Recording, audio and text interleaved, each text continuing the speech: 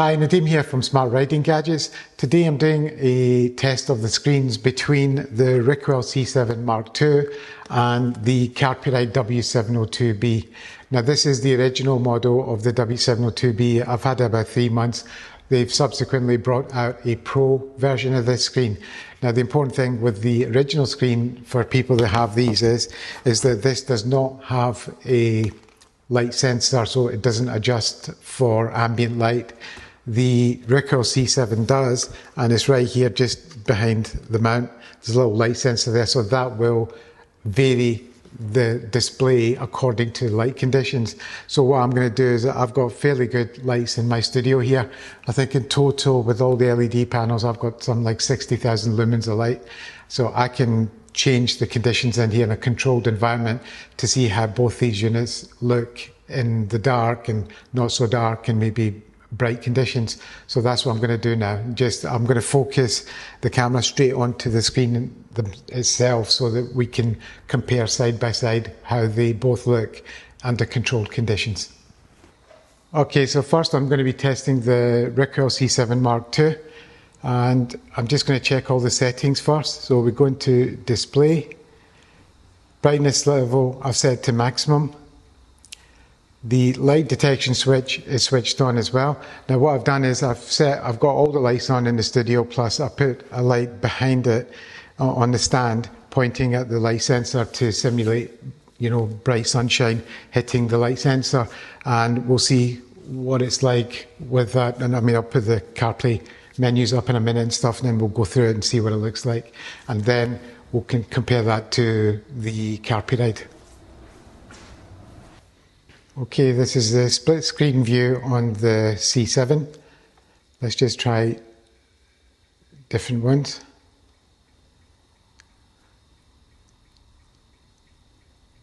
See how it looks. Phone menu, which is black. Let's go to Waze.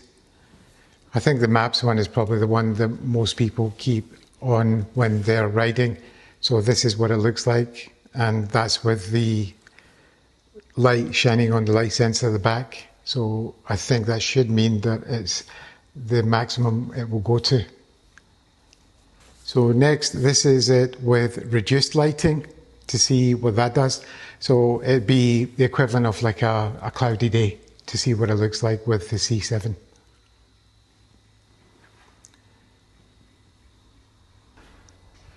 Now also what you can see is if I cover the light sensor, it's going to night mode. Let it go, it goes back. So it does adjust. So the C7 is adjusting. So I think people who think that this is not as bright, it could actually be that the light sensor is adjusting all the time and you think it's less bright than the normal 702, because the normal 702 stays bright the entire time. It doesn't dim or change anything. So this is the Ricoel C7 in night mode.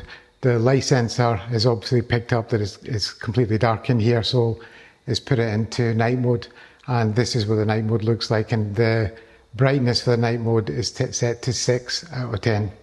Now I can adjust it up or down, but I've always used it at 6. I think that's okay, especially with the Waze going into the dark mode as well with the black. So I think that's okay. I mean, you can adjust it up and down, so I don't see an issue with this in terms of brightness levels. So this is the Carpuride W702. I've got all the lights on. I don't think it makes any difference because there is no light sensor in this, and the brightness is turned to maximum. So, but the thing is that this will not adjust for ambient conditions. It just stays at that brightness level. Personally, I'd rather have the Ricoel, which adjusts for ambient conditions in lighting.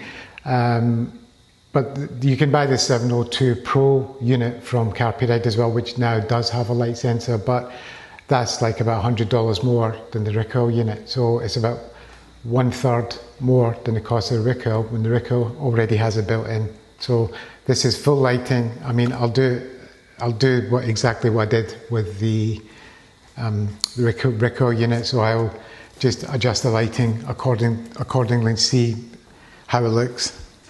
Okay, so this is recreating like a cloudy day, just sunlight going onto the unit. But as you can see, it just remains the same. It doesn't adjust. So, you know, it's, for me, in these conditions now, this looks too bright. So this is a 702 with a completely darkened rim.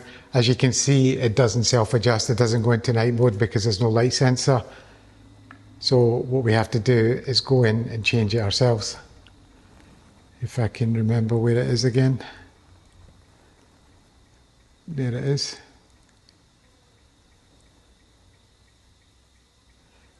So there doesn't seem to be a night mode as such. I can't see anything that says night mode. I can't remember the... Okay, so I'm changing this manually. There isn't a night mode for this, so you just have to turn down the lighting. And let's go back to CarPlay and go back to Waze. I can't get this to go into night mode, so it's staying quite bright. I wonder if there is a way of doing that. I can't see where it is. If I turn it right down, does it do anything? Let's see. So even with the brightness turned right down, it's staying a bit too bright. I think Waze will automatically go into night mode at sunset. And because this is during the day, Waze isn't doing it automatically. But it looks like the 702 doesn't go into night mode for everything by itself either. So what's the conclusion from this test? For me, my opinion is that the Ricoel unit is the better unit in terms of screen brightness and adaptability to the conditions. Because it's got the light sensor here in the back, that makes all the difference, because you can see, like in the cloudy conditions test, the Ricoel is dimming the screen down slightly, whereas the Carpuride isn't, and same in the nighttime test, it won't do it. This is adjusting automatically. So I think it's the better screen. The Ricoel is the better screen.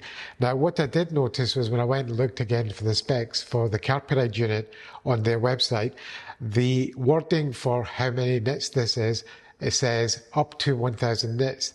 Now, to me, that suggests that there's variability. So I may get a screen that's 900 nits, you may get a screen that's 1000 nits, someone else might get 700. There's no way to really know. So I think there's variability in the brightness of their screens.